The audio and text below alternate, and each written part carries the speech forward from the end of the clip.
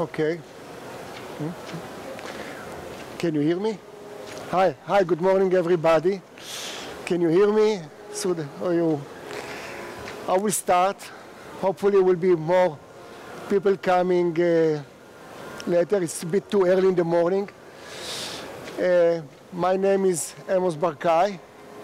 I'm a CEO of a company called Olsps, which we have with big office in Cape Town, South Africa, and also offices in Portugal and the UK.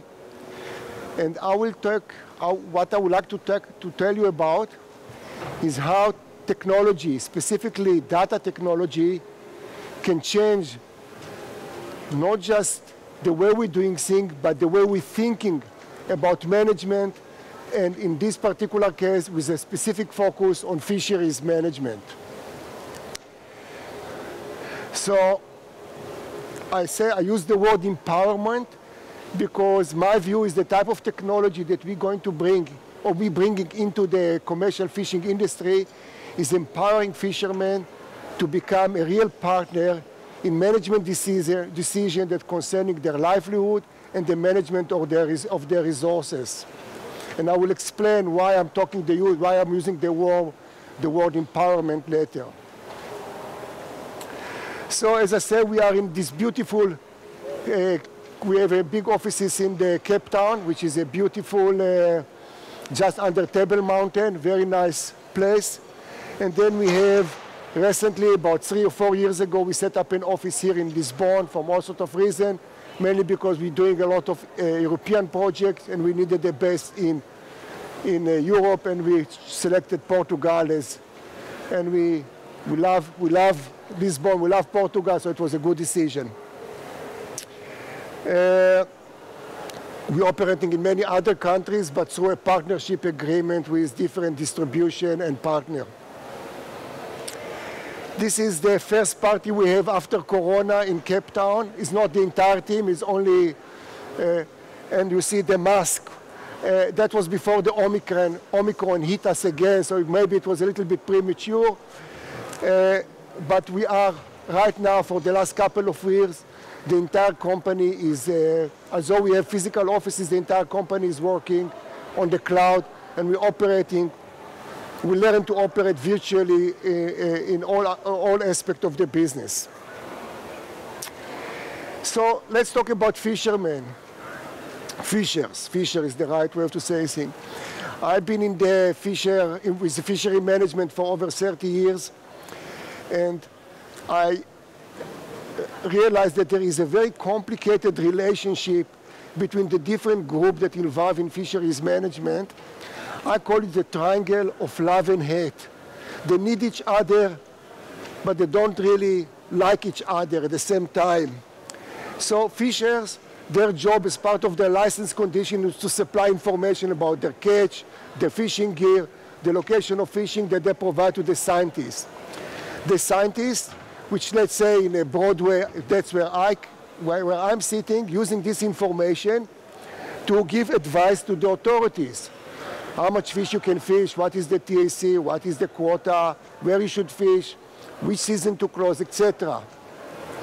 And the authorities create regulation, and these rules and management rules then become regulation that the fisher need to comply with.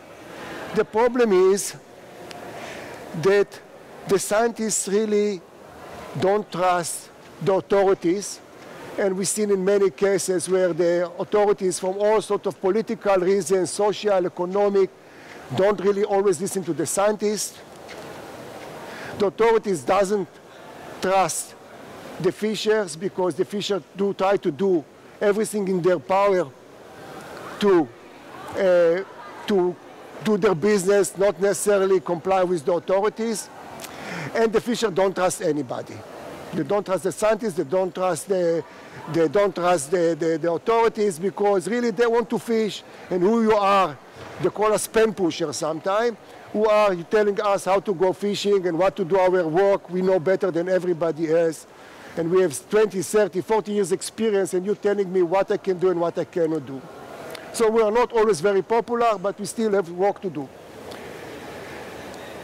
So first of all, let's start to explain a little bit why I believe that fishery management is the most complicated business in the world. It's the most complicated operation, it's the most complicated business, and is the most complicated environment, management environment in, okay, not in the world, in the universe.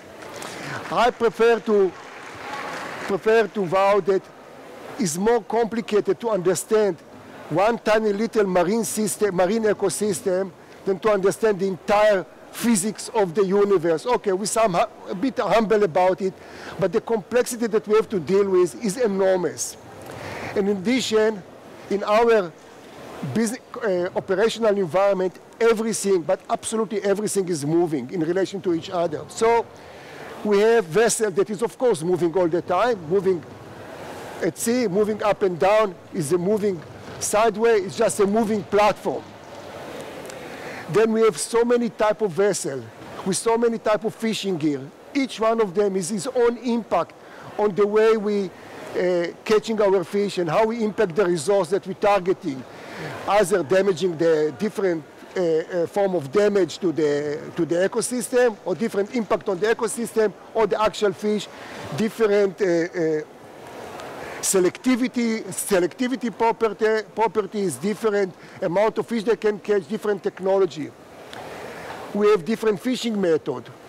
So many different fishing methods. You can catch the same fish by traps, by line, or by net, different way of doing things. All of this need to be somehow come into account when you do fishery management. When you catch the fish, in many cases you cut it. You don't get the live fish the way you brought it. Now you have to derive how many fish you caught. All you see is some many pieces of fillet, and you need to tell how many round fish or live fish they actually produce this fillet. And they're packed in boxes, and they're packed in bags, and sometimes they even liquidize into fish meal at sea, and all you get is some big container with some kind of fish dust or some oil or fish oil, and you still need to manage the resource from where the fish come from. Of course, you have weather conditions that changing and dramatically affecting the catchability and the availability of fish. You have life cycle of fish and fishing moving around, and they are in different forms, in different time of their life cycle, and they're moving around, and you need to manage them as a fish, but it's actually 8 different forms. Each one of them is own biology, its own behavior, its own impact, its own possible impact on management. And habitats can change dramatically from sand to rock to combination to midwater to pelagic to demersal, you name it. So we need to deal with all this complexity. So what I'm often saying that really fishery management is a juggling act, because you need to consider many factors, and everything around you is moving, and you still need to manage, and you still need to come to the authorities or to the politician, whoever, and you're allowed to catch only 50,000 tons of fish this year. Why? Why not 55? Why not 35? Please explain to me. And then you try to explain to them, and you show them probability curve, you show them the statistic, you show them selectivity equation, and they look at you and, why do you bore me with all this complexity? Just tell me how many fish I'm allowed to catch and stop. And actually, no matter what you say, I need to increase the TAC because there are poor people that need to eat, and they need to catch more fish. So my interest in this side of the management, which is the data side, came after I was sitting almost 10 years in fishery management committee, developing stock assessment solution, and understanding more and more that the data that I'm using are completely useless. And more than that, because they are useless and because they are very subjective, people use them to run their own agenda. And you have an agenda. In fishery management, you have an agenda. Very simple things. What is the estimated mortality factor for certain resource can affect the assumption about productivity and can affect then the assumption about how much quota should be given, for example. So it all become very fluid science being used to drive certain agenda rather than we have a common database, and then with this there is no argument about certain facts. And everybody saw this paper. I don't know how many of you, definitely the older guys saw that all this amount of data were collected using some kind of a paper log sheet. So first of all, let's move to computer. That was the first decision that we made. But when we decided we were going to move to computer, you said, no, let's not just take the paper log sheet and put it on the computer. Let's actually give the entire power of data technology into the hand of the scientists, into the hand of fishers as well. So we said, let's make the data collection tool a multimedia tool, because data can be text, data can be number, data can be images, can be footage, can be anything that that you can collect and see during fishing operation can be data. So we created a tool that's sitting on a fishing vessel, can be sitting on a laptop or on a mobile application, and you collect data. Just collect information which is try to mimic the fishing operation. You're starting a fishing trip, what fishing gear you have on the vessel, where you started the trip, where you're going to fish, what fishing gear you carry with you, what fish you're going to target. All of this information we put in. And then when you start the actual fishing, then how long you fish, what depths you fish, what was the weather where you're fishing. All this information will be part of what we're collecting when we're doing collecting data for fishery. This data then going to a server that take the data from many vessels. Of course, fishery is a fleet operation, many vessels involved in fishery. The server then taking the data and using them either to produce compliance report, and our software is certified for compliance in the USA, in Canada, in New Zealand, in Australia, here in Europe, because they have some compliance requirement. But it also can use to advance commercial interest. How much, what is your, what sort of market, what sort of processing amount of fishes you have for processing, where you should plan your marketing, so it can be used for commercial, for financial consideration. And then, of course, it can be used for science, for management. And the idea is that we, in addition to the basic compliance, we also want to produce data that have relevance to scientific management. So it's one, is all the data that coming from fishing operation will go into this depository where they will sit and we can analyze them. But the idea was that this have to be very easy to the fisher to put this information, because otherwise you will not do it. And they also have to get some value out of all this data, other than just instruction and management decision. So that's roughly a look of the desktop version of our software. Everything is touch screen, everything is lookup. When a fisher get our technology, get it completely customized for his need, with all the species name, all the jargon, all the term, conversion factor, you name it. Everything that you have to put as entry, it's come with a lookup, other than if you have to say how many kilograms or how many boxes of fish I have. If, for example, you have 500 boxes, we know the capacity of the box. We know if it was packed with ice or not, or it was cut. What is the conversion factor between the cut fish to the original fish? But we also said that a lot of vessels have far less complicated requirement. So the software designed to address extremely complicated scenario with hundreds of variables and consideration and validation, but also it can work on a small boat, 10 meters boat, and just to collect 20 or 5 fields. So the software can address the entire spectrum of potential users, from very small boat to So with the server is just example. The server is something that can give you a fleet view of the fishery, can show you where you're fishing, how much you caught, where you're coming to the port. So the server is something that can sit on the cloud or can sit on the actual, each fishing company or each association or each management authority can have the server sitting on their own physical server. And we added a lot of, once we start to collect all this data and produce all this report, we were asked to put all sorts of added value tools. One tool that we have that is operating on quite a large number of vessels in New Zealand is that the location of the vessel is continuously traced by the company owner, and all the reports that have been sent to the authority are going through a system that he has visibility, so he can sit in his home or he can sit in Tokyo, and he can log to a website and he will see exactly where his fishing vessels are at any time and what report they are sending, and if there is any issue with the compliance side of operation, then he can be informed in real time.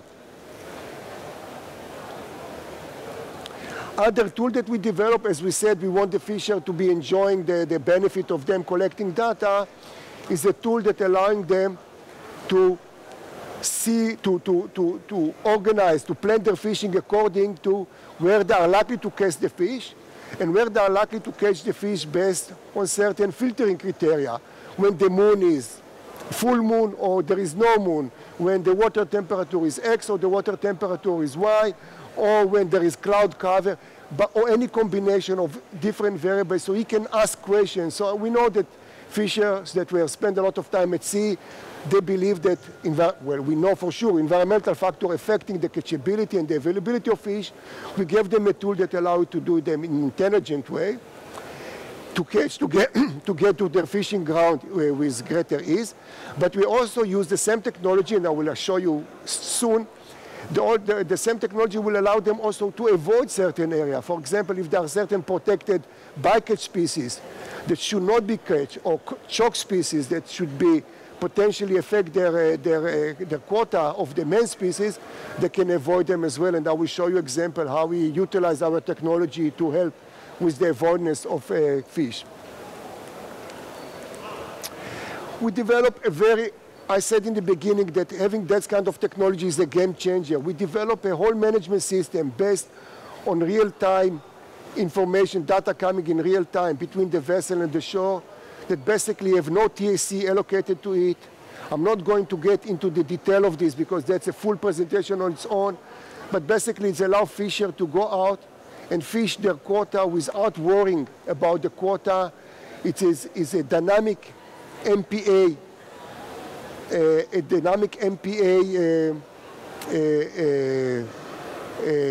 sort of model.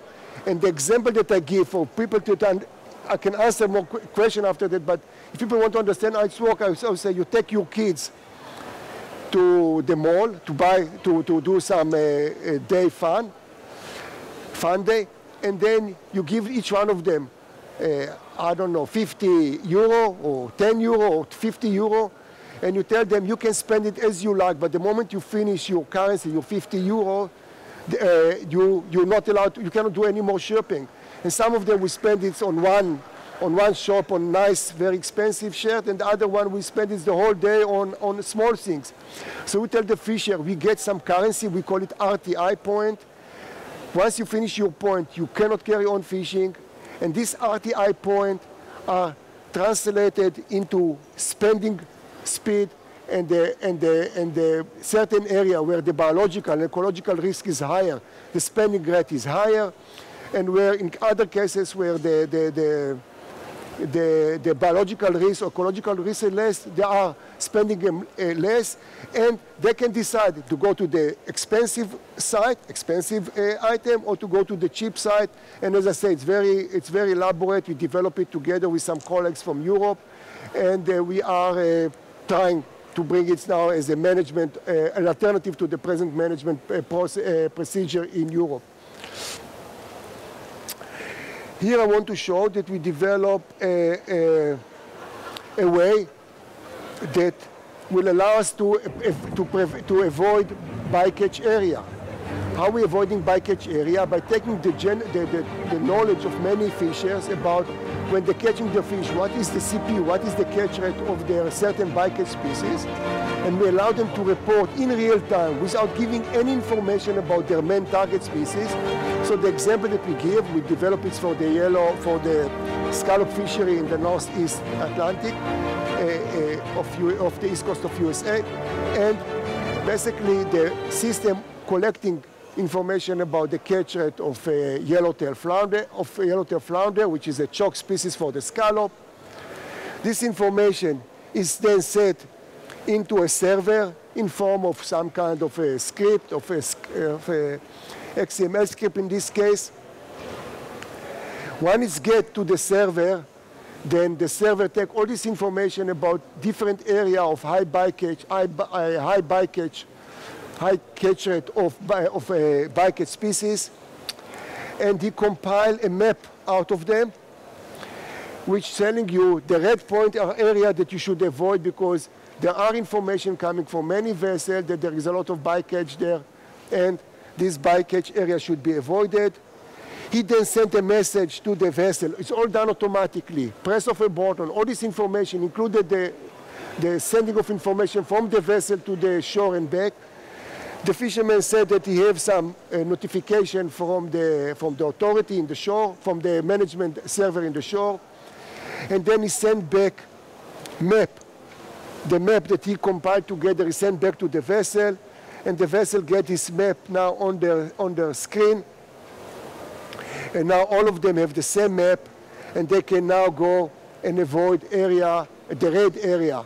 So the same technology that we develop in order to allow them to go to catch more fish, we actually allow them to have some intelligent way to decide where not to go fishing. Exactly the same principle of technology. We are more and more getting into artificial intelligence type of tools, how to identify catch in terms of quantity, how to identify catch in terms of the species breakdown, and how to identify an event on the vessel. Can be discard event, can be putting your gear, setting your gear in the water, or pulling your gear out of the water. It's all in combination of electronic monitoring technology that's sitting, and our system now can be integrated with any type of onboard IP camera to read the data, the images from the camera, to analyze the images, and also to use them as part of the monitoring and as part of the scrutiny of the reports. We're more and more developing mobile. We're getting into development of mobile application. We are targeting now, let's call it the more artisanal, the small-scale commercial fishing. So we developed this application. It's used now in the USA, in the Gulf of Mexico. Can sit on your mobile or Android, either iPad or mobile phone, allow you to catch, allow to do a lot of the things that I show you on the desktop level, you can now do on your mobile phone. And that's really where we're putting a lot of investment. The idea is to target a smaller boat and a vessel that don't have the same facilities as the big vessel. We develop using similar technology, product tracing technology using a tagging of sharks part. We develop it for the Shark Protection Organization, and we are allow them to put RFQ or QR or RFID tags, and then we can follow them all the way to the shop using this mobile application. Again, I will go into detail only if you ask me questions. It's a lot of technology sitting here. And finally, we engage also in citizen science project, where we're developing application that allow everybody that's going to the sea to collect any observation. And when I say any observation, I'm jokingly see that even if he saw a mermaid in the water, we'll be able to record it, to report it in a very accurate way. So it means that he can see whales, he can identify them, he can see dolphin or turtles or jellyfish or seabirds, and he can identify them, he can store it on his own application. You can also send it to a central hub for a sort of joint shared analysis. So basically, our tool is called OLRAC. It's one tool for everybody. I hope I didn't exhausted you with too much information. I will answer any question you may have, and thanks very much for the people who come to listen to me. I appreciate it. Thanks a lot.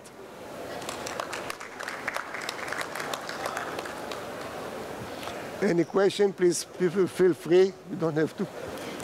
Yes?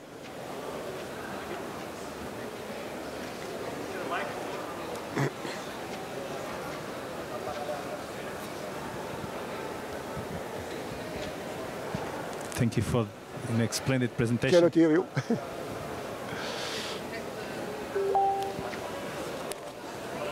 I have to take these things. Do I have to? I have to. You have to wear it because we can't hear you. Can you hear me now? Something like that. Just give me a second. Maybe you can just talk to each other. I don't know where to turn it on. Let me see this side. Yeah. Okay. Can you hear it now? Try again. Can you hear me? No. 1, 2, 3. Try again. Can you hear me? I can hear you. Technology, you know. Completely. Thank you for your presentation. Great presentation. I'm completely out of this industry. I just touch a little bit from the data side and weather information.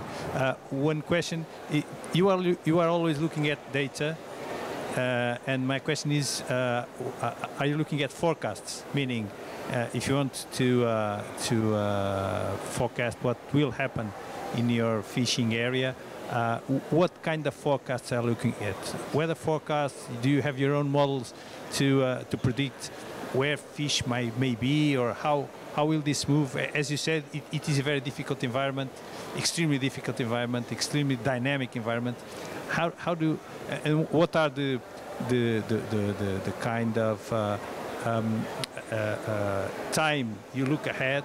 So do you matter with 6 hours, 24 hours, 72 hours? So what is the kind of time horizon that you are interested in terms of forecasting? Thank you. Yeah, forecast is really the art. Can you hear me now? Because I cannot hear myself. Okay, forecast is the art of looking back and projecting forward. So when I said that we have, for example, a filtering system, I'm really saying, okay, where you catch most fish when the moon is full moon. That's already forecasting, because I'm now going to fish in a full moon, and I'm now forecasting that if I will look back in the history, in average, in a full moon I caught hake in this particular area in a greater quantity, so let's go to this area. As I said, we can combine. So just a simple filtering already creates forecasting in a way, because you look at the past, you say, in average, that's where I caught in this time of the year when the water temperature was X and the moon phase was Y. In this depths of water, I caught so much fish. So that's a very simple way of forecasting.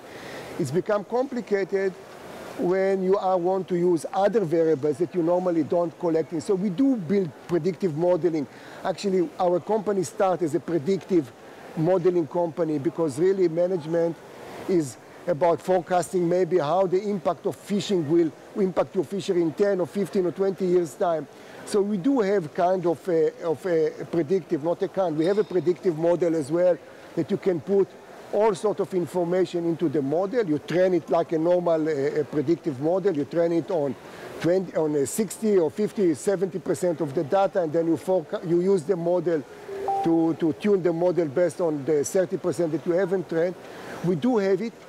It's normally a little bit, because of the huge variance and the huge error associated with everything that we're doing, is not very accurate.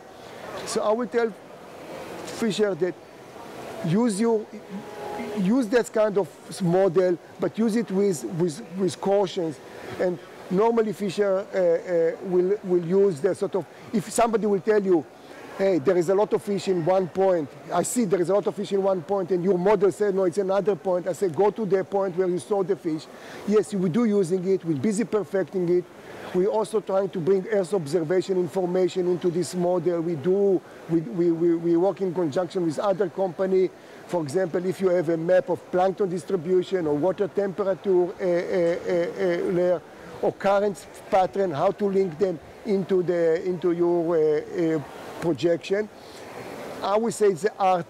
This is a developing sort of skill that we are bringing into our operation. But right now, our main tool that we give to the fishermen: look back, take your experience, take your yourself, and I will tell you where you caught a lot of fish under certain conditions. Let's assume that you will catch, that you have more likelihood to catch good fish based on this simple historic view insight.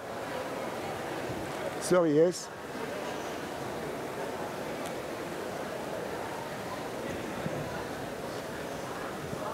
So it sounds like you're offering... Very quiet. Can I make the volume bigger or higher on my side? I can barely hear. So it sounds like you are trying to do everything, but I'm sure that you have chosen to selectively not do certain things. What are you not trying to do? Now I don't hear anything. So it's the other way. Sim. Okay. You've said you're trying to do almost everything, but I'm sure that you have decided to selectively not do certain things. What are you trying not to do? Well, my electronic logbook doesn't allow fishermen to cheat. I don't allow double booking. I validate every piece of information throughout the whole data entry process. I validate.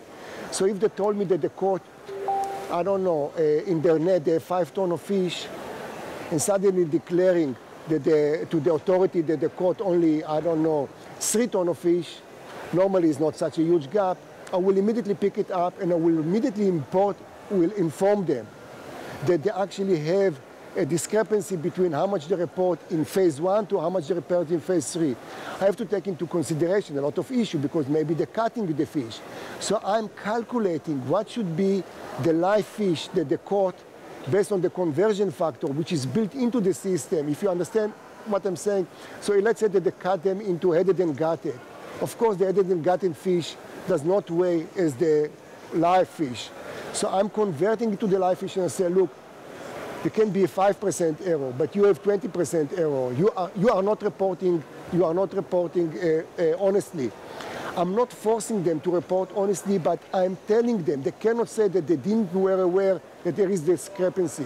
I'm not allowing them, without bringing to their attention, to report to the commercial company one figure and to the scientist or to the management another figure. I have many validation. I also have a logging. For example, I log any change. So if, for example, he took certain piece of data and he reported, and then he changed it, I log the change, when it was done, who done it.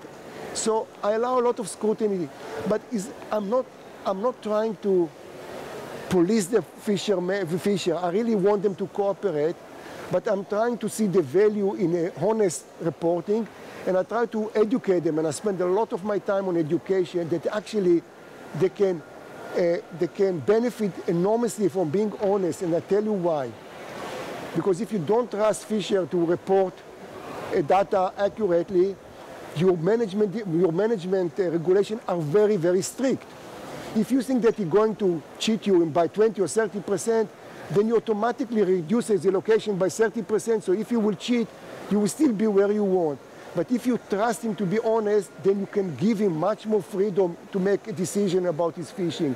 So that's really my approach. I'm not allowing my tool to be to help them to cheat. That's I definitely not allow. That's one thing that I'm not allowing.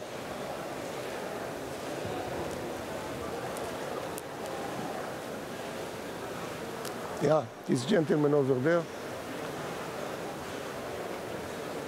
Hello, can you hear me? Yes, I can hear you clearly. Okay. Thank you for the splendid presentation. I think your submissions are also very good. I really love the work you are doing, talking about you not allowing fishers to cheat. I think it would then help managers to take, if everything goes well as it is, the modeling, and then the error is quite low, then it will help fishermen it will help the managers to take a good stock of fishes. But you also spoke about citizen science, where everybody can just go and then fish with this kind of thing.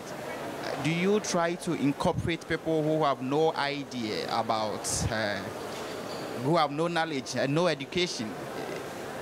I'm coming from the tropical, I'm coming from Ghana, where there are a lot of fishers who know nothing about whatever electronic device.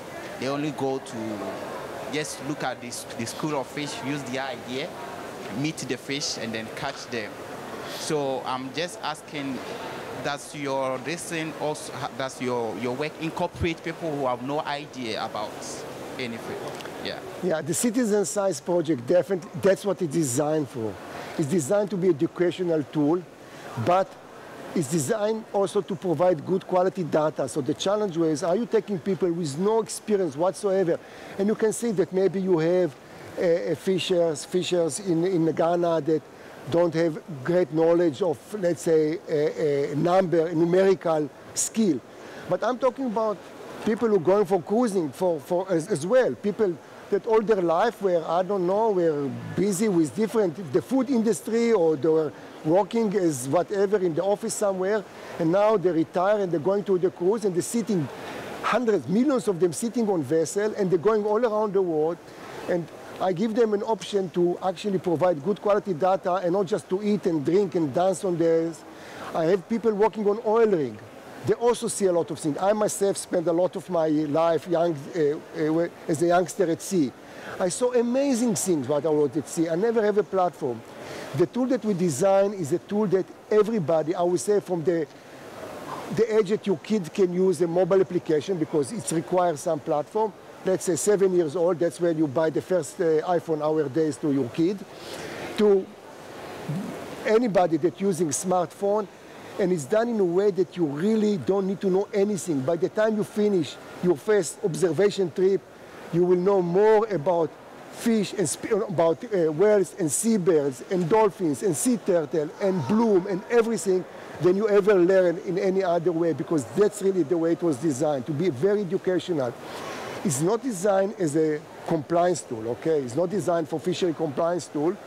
So we're trying to do our fishery software also very simple, and I have, if you can, I'll show you later on my iPhone, I'll show you the mobile, how easy it is to use the mobile. For example, you want to know what is the cloud cover. You want to link, so we give him a picture of cloud cover and we say, press the cloud cover. What cloud type? Who knows? Who remember the name of the different clouds? But you have a picture of the different and you press the picture. The same is what type of, what is the moon phase? What is, any information that we can express in an image. If we cannot express it in an image, there is a lookup, and we give him the option that he can choose from. He doesn't need to write anything.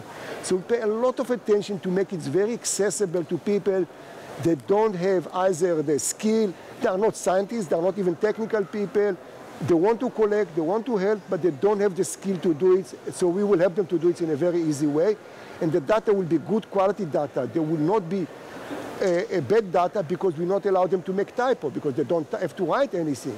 So they get, if they have to declare what is the species, they cannot write the species in 20 different ways. There is only one way to write the species, and we give them the common name, but we have the scientific name, so we're checking all the time that the name that is correct. So it's good quality data in a very easy way to report, and we also have the advantage that a lot of this information can be moved in real time to the server, so management can now happen in real time, which is extremely important, and not sometime wait 2 or 3 years before you get the data on your computer and then you do the assessment, but it's already three years old, for example. Thank you.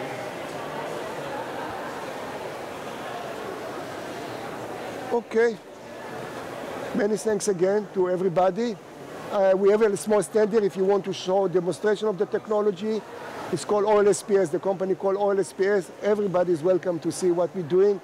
And I appreciate your time and your attention. Thanks a lot to you.